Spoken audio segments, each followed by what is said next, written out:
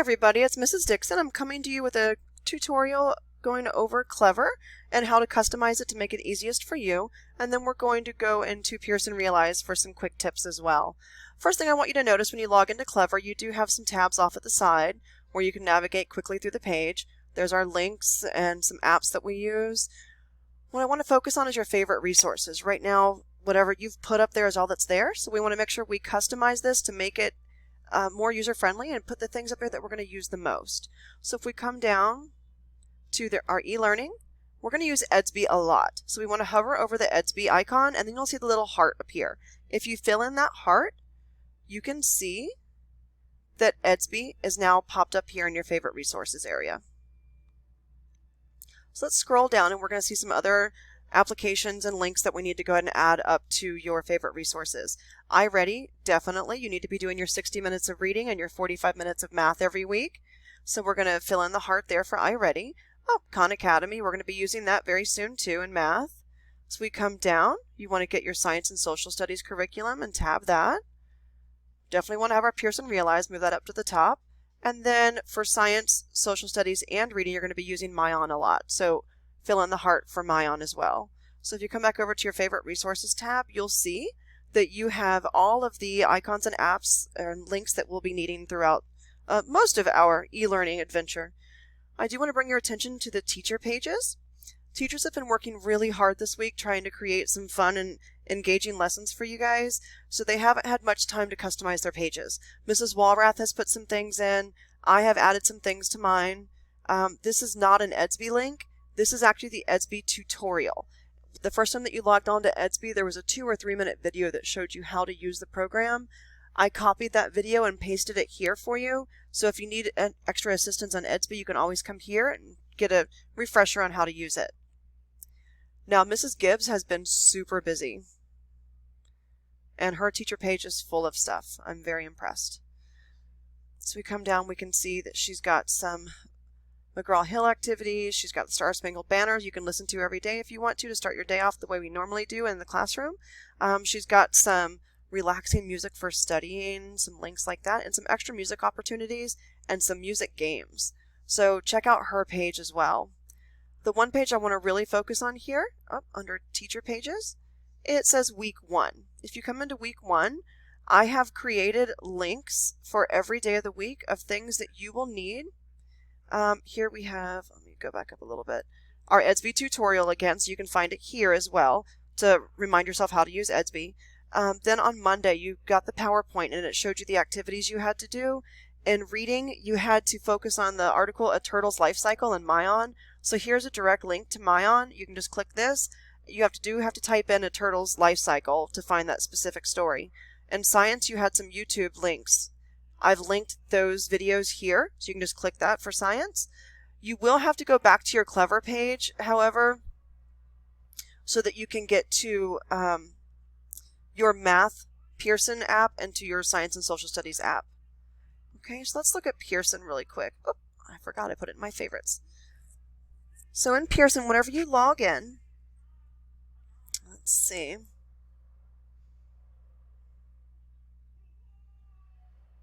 It's taking some time here. Hope you're not experiencing all these problems.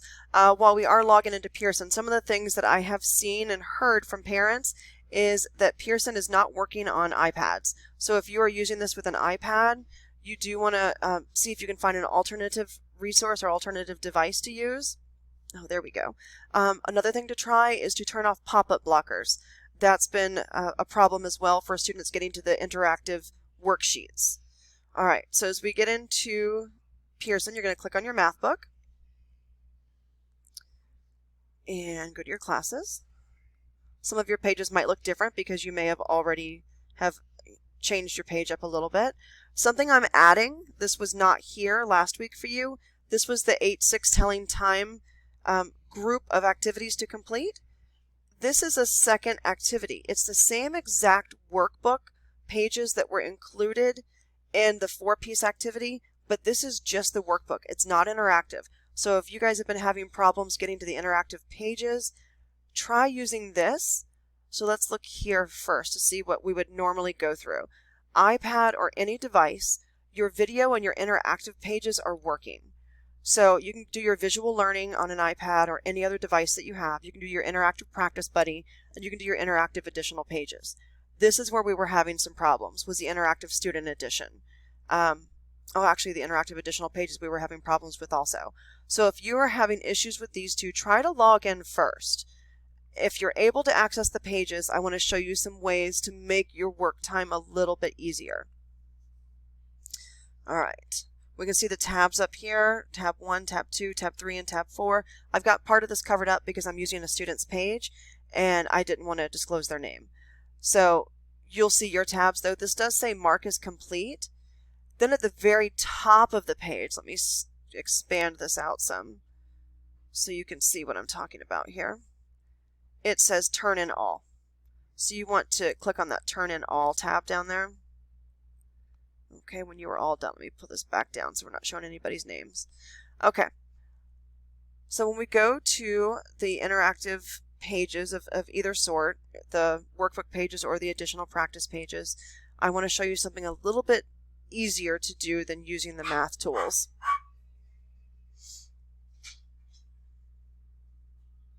Okay. So first thing we want to do is always pull our tools and drag them down so you can get access to them anywhere in the page. And here, we have to do our either text box that you can do. So you can create that text box and you can write in the time, and it's 1:35. And then I could shorten my text box and click off of it, and I could bring my text box down and put it on top here, and it will show the time of 1:35. Okay, so I was able to do that, but this might be a little bit much for some of you. So if we come over here to the menu button, we see a notebook, and we can open this notebook, and this notebook provides a page for every page within the interactive notebooks. So I can do number 1, and if you're going to do this, please make sure you write down the question number. Don't just write answers. So you can do question number 1, the time is 1:35. Then you can go to question number 2, and we can see the time here is 4. Oh, it's not quite to the 5 yet, so the hour is still 4. That's 30. I know my 4 important times. This is 45. So one more is going to be 50. So this time is 4:50. And then I would just click done. You want to go down and click the next button. Keep hitting the next button. I had several assignments turned in last week or earlier this week that only the first page was completed because they didn't go down and click the next button to see. So here I can read the question, be precise, the time is shown on the clock below, draw the time on the clock in the box to the right. Now, of course, I cannot do that over here in my notebook. I have to actually use my tools here. So I would grab my tools, grab my pen, and I want to put my hour of 6 and my minutes, the long hand, 05. Okay? But down here for question number 4, 5, 6, 7, and 8, I can do these in my notebook. So number 4, the hour hand is between the 3 and the 4, so I know the hour is 3, and the minute hand is pointing to the 7. Well, the 6 is that one of those special ones, and 6 means 30 minutes, so 7 is 5 more minutes, so it would be 3:35. And I can go down to each one of my questions and write my answers down. Click done. When you are all finished with this, mark that assignment as complete. If you don't mark it as complete, I'm not able to grade it. So some of you completed option number 3, and you marked it as complete, but you did not turn in all. Let me expand this up here again so you can see what I'm talking about. Even if you complete all 4 of these, and if every one of these says completed with a green check mark, if you don't click this turn in all tab, I will not receive your assignment. I have to actually search and look for it. So please do this. Click the turn in all. Even if you were having difficulty and you didn't get to finish something, if you have done all that you're able to do, click the turn in all tab for me. Okay, then I'm able to access it. All right, guys, that's all that I have for you today. I hope this was helpful. I hope you like the notebook feature. If you do use the notebook, please, when you're done and you're getting ready to exit out of the system, just type in here, check my notebook. So I know if I open it up and I see that your pages are completely blank, I know I need to check your notebook and that there wasn't a computer issue going on. So if you do that, check my notebook, it shows the message to me. I'm going to delete it because I don't want all this in the student's account with all these messages and everything here for them. So guys, that's it. You can always contact me through email through Edsby. You can actually use my district email. Your parents have my phone number. If they don't, I'll be putting it out on Bloom soon so they can contact me. Your parents can contact me through Blooms. We have lots of different ways. I am going to start a Zoom sometime soon as well so that we are able to all connect and kind of talk to each other again. I'm really excited about seeing you guys. I hope you're safe. I hope you're happy. And I hope you're well.